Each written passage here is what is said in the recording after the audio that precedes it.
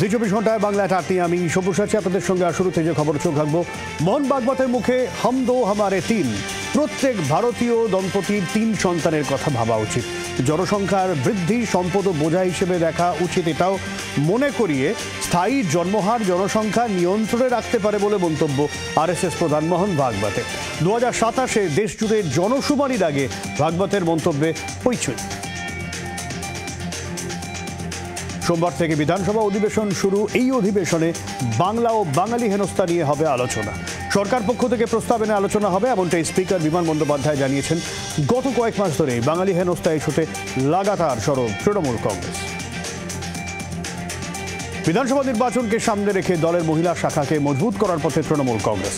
আরামবাগ সাংগঠনিক জেলার মহিলা তৃণমূলের সংগঠনের পক্ষ থেকে হরিপালে কর্মী সভার আয়োজন করা হয়। সভায় উপস্থিত ছিলেন রাজ্যের মন্ত্রী চন্দ্রিমা ভট্টাচার্য। মোহন ভাগবতের পরিবার পরিকল্পনা, এসআইআর সহ নির্বাচন কমিশনের বিরুদ্ধে তোপ দেখেছেন মন্ত্রী।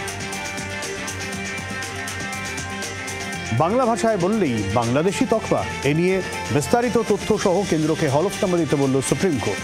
অনুপ্রবেশ দেশের নিরাপত্তার সঙ্গে জড়িত গুরুতর প্রশ্ন, এই বিষয়ে কেন্দ্রকে স্পষ্ট ব্যাখ্যা দিতে হবে। পর্যবেক্ষণ বিচারপতি সূর্যকান্ত ও বিচারপতি জয়মাল্য বাগচি। স্ত্রীর প্রেমিককে খুন করে প্রমাণ লোপাটের অভিযোগ, ধৃত স্বামীর যাবজ্জীবন কারাদণ্ড, স্ত্রীর 5 বছরের জেল হেফাজতের নির্দেশ বারাসত আদালতের। স্ত্রীর পরকীয়ার কথা হাতে নাতে ধরে ফেলে অভিযুক্ত জাকির হোসেন। তারপরেই স্ত্রীর সহযোগিতায় তার প্রেমিককে কুপিয়ে খুন করে দম্পতি।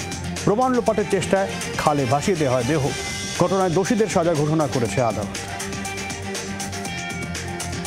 স্বামীকে আটকে রেখে স্ত্রীর ওপর চলেছিল গণধর্ষণ।